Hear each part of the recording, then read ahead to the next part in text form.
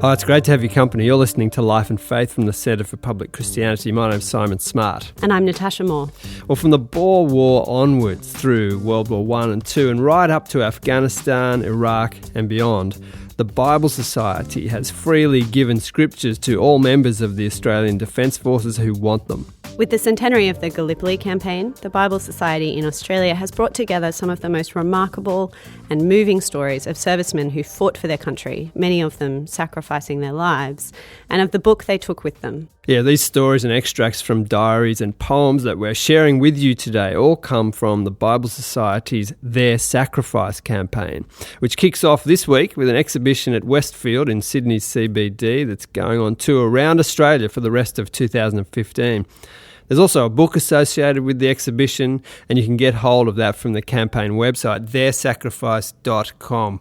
There's a documentary coming out about a World War I soldier called Elvis Jenkins, and the story of his Bible and the bullet that's still lodged in it today. The man who did lots of the research behind Their Sacrifice is Dr. John Harris. John has doctorates in Aboriginal languages and in theology, and is the author of the award-winning book One Blood, 200 Years of Aboriginal Encounter with Christianity. We've had John on Life and Faith before, and we've got him on the phone today to talk about his work on the experiences of Australian soldiers in World War I and beyond. John, thanks for joining us. That's okay, Natasha. Can you tell us a bit about what this exhibition is trying to do? What's it all about? This exhibition is the Bible Society's way of honouring those who went to Gallipoli and gave their lives. We were so involved in it in the Bible Society because almost every person who went there carried a Bible Society Bible. And we're very proud of that. And so we've put together this exhibition which tells of those who carried Bibles and the interesting stories of these people. And it begins with the Boer War, concentrates a bit on Gallipoli, but then also includes wars from right up till today to Afghanistan. Now, John, tell us a bit about the experience of doing the research. So World War I and especially Gallipoli are such harrowing events to remember. What was it like to immerse yourself in the stories of these soldiers? Well, the people that I had to study were just such amazing people that although there were awful things through which they went, to me, their courage, their dedication, their love of their fellow humankind was just so moving and so inspiring to me. It was a privilege. It's hard to say pleasure, but it was certainly a privilege to research them. Yeah, there are so many stories in the exhibition and the book. Some of these are heart-wrenching stories, some of them are more heart-warming, and they're just the tip of the iceberg, I'm sure. What kinds of things stuck out for you, looking at the Gallipoli campaign in particular? Were there surprises there for you? I don't know that there were surprises because I was a bit familiar with it already, and I had already been aware of the great role that was played in Gallipoli by Christian people who had gone there, let's say, as chaplains or had just enlisted as Christian people, but were known to the others as decent and kindly and courageous people. And so it wasn't a surprise to me to find great stories about such people. You know, fighting Mackenzie, the Salvation Army officer who went over the top every time and ran beside the men with no weapon and surprisingly was never killed and always got back. People like that, you can't help warming to their story and seeing how important it was. This poem is Australia 1914 by Michael Thwaites. Gone away, away, suddenly at a word departed, left their homes and happy labours, gone away to war.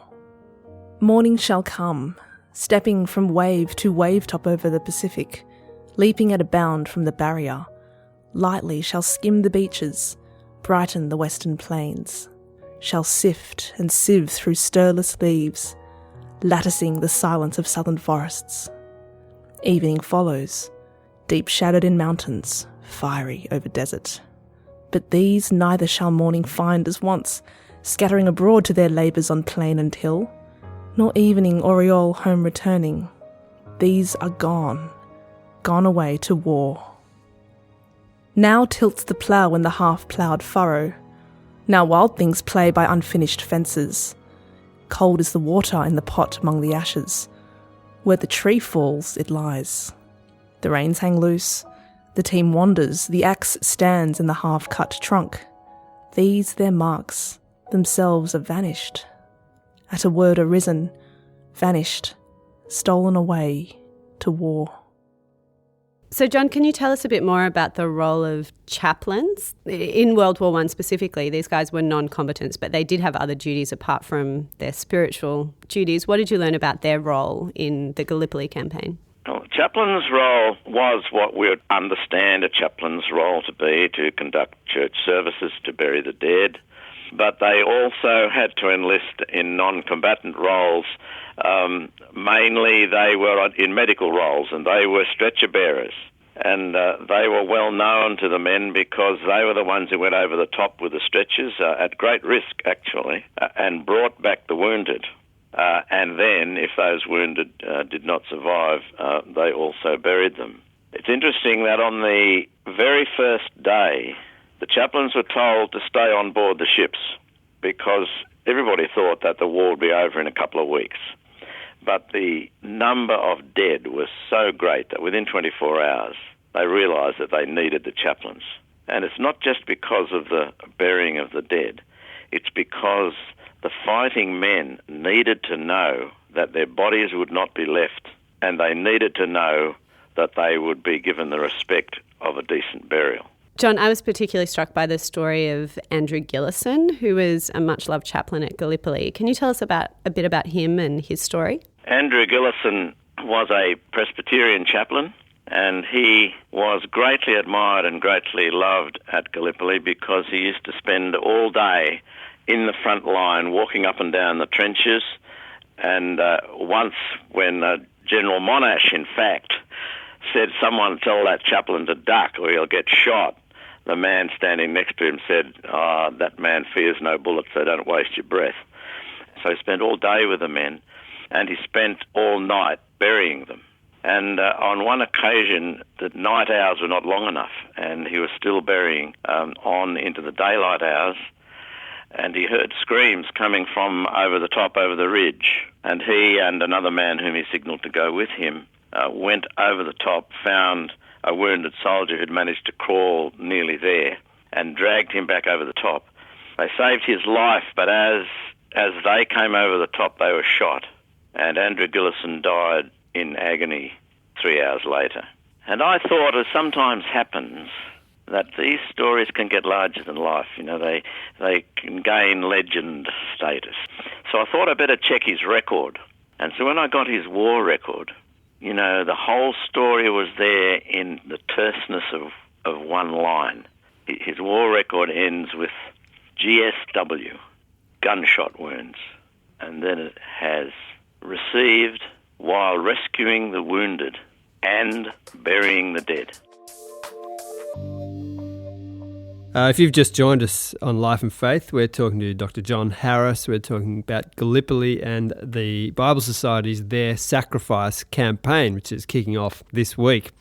John, why do you think it's important to retell these stories, to keep them alive? Why is it worth doing that? I think it's worth an organisation like the Bible Society showing that in among all of the different things that were part of the war, so was the maintaining of people's faith and morale and the spiritual side of things.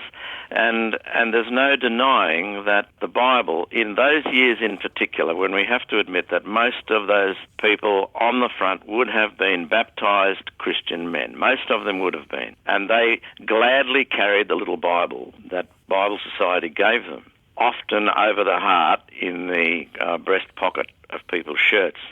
And that's, of course, why we have one that's still got the bullet lodged in it, and that is one of our most famous exhibits, and it's wonderful to have Elvis Jenkins' Bible with a bullet. Well, John, it's a fabulous exhibition. I'm sure people are going to get an enormous amount from it. Congratulations on the work you've done on it, and thanks for talking with us about it today. It was a pleasure to be here.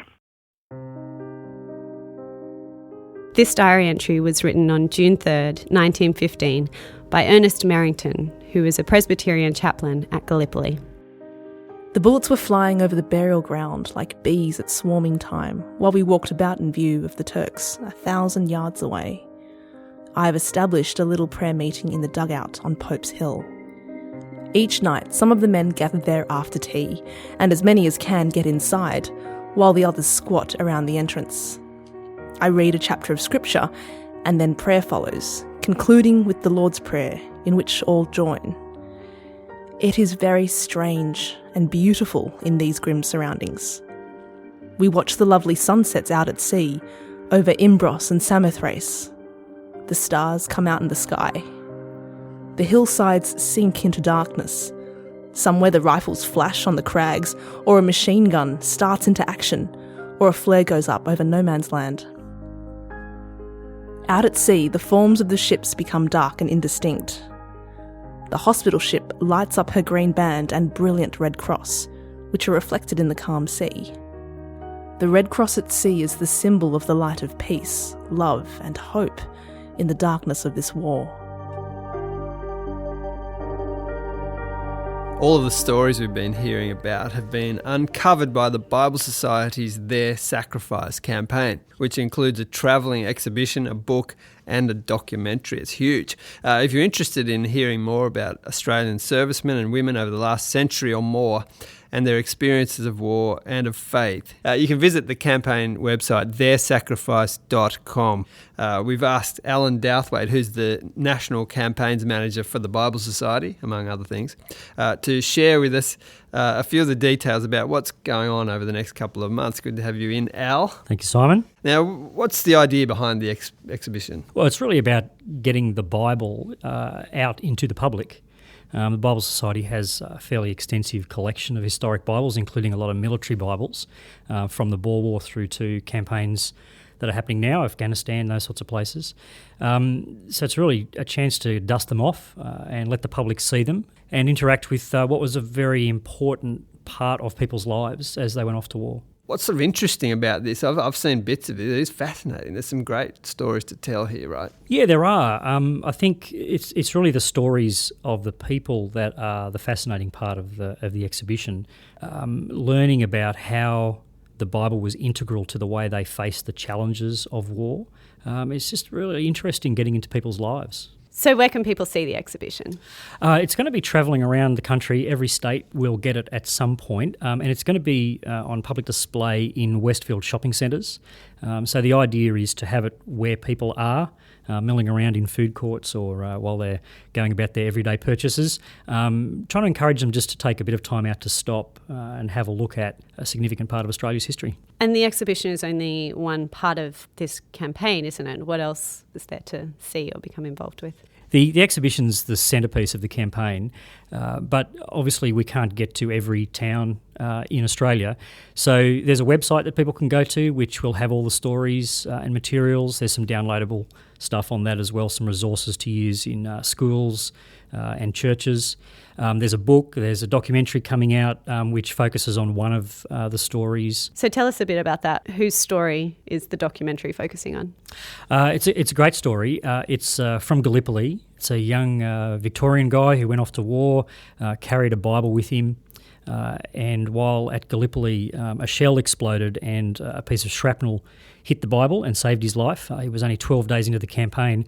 Unfortunately, he went on to be killed on the Western Front later on. But the Bible was sent back to Australia to his fiancée, and it sort of got lost and then came to light when the Bible Society did an exhibition of King James Bibles a few years ago for the 400th anniversary, and a family member turned up and said, I've got this old Bible that went to Gallipoli, and we had a look at it and then realised that the piece of shrapnel or the bullet was still lodged in the Bible, and so that set out a journey of trying to discover Elvis's story, and it's a really interesting story, fascinating. There are some remarkable, some very moving stories from all of the wars Australia has been involved in this exhibition. Well, for more information, including the locations and the tour dates for Their Sacrifice exhibition, which is coming soon to a Westfield near you, evidently, you can visit the campaign website, theirsacrifice.com. Great to have you in to talk about that, Al, and good luck with the exhibition. Thank you, Simon. You've been listening to Life and Faith from the Centre for Public Christianity. It's great to have your company. We'll see you next time.